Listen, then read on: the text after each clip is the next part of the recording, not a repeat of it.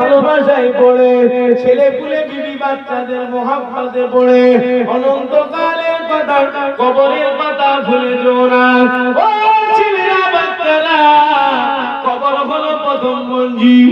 কবর কিন্তু সাংঘাতিক জায়গা, কবর কিন্তু অন্ধকার।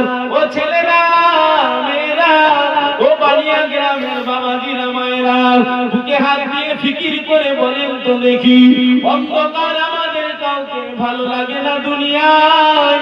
কারেন্ট যখন চলে যায়, কারেন্ট যখন চলে যায়, আমরা তাড়াতাড়ি বলি, ওরে ছেলে রে বাবা, মোবাইলের ফ্ল্যাশটা জ্বালা, কি মোমবাতিটা জ্বালা, কি হারকেনটা জ্বালা বাবা, অন্ধকার ভালো লাগছে না।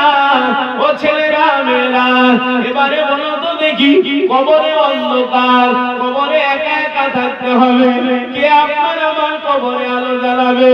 ও ছেলেরা মেয়েরা, নীতি যদি ঠিক থাকে, সততা যদি ঠিক থাকে, মনুষ্যত্ব আপনার আমার যদি ঠিক থাকে, ও ছেলেরা মেয়েরা, নামাজ যদি সাথে থাকে, রোজা যদি সাথে থাকে, ভালো কাজ নেককার সৎকার যদি আপনার আমার সাথে থাকে, আল্লাহ আল্লাহ রাসূলের মুহাব্বত যদি সাথে থাকে, ইনশাআল্লাহ আপনার আমার ওই কবরে কাউকে আলো জ্বালাতে লাগবে না। আপনার আমার ভালো কাজ আপনার আমার কবরে নূর আর নূর হয়ে যাবে।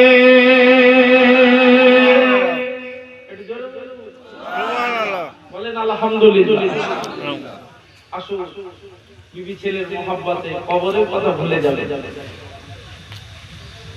যে বিবি ছেলের জন্য সোনা করলেন, পাকা বাড়ি করলেন, সেই বিবি ছেলে 3 দিনের বেশি আপনার ইন্তেকালের পরে 4 দিন কাঁদবে না, ভুলে যাবে। আল্লাহ আল্লাহ রাসূলের মোহাব্বত তৈরি করুন, আল্লাহ আল্লাহ রাসূলের ভালোবাসা তৈরি করুন।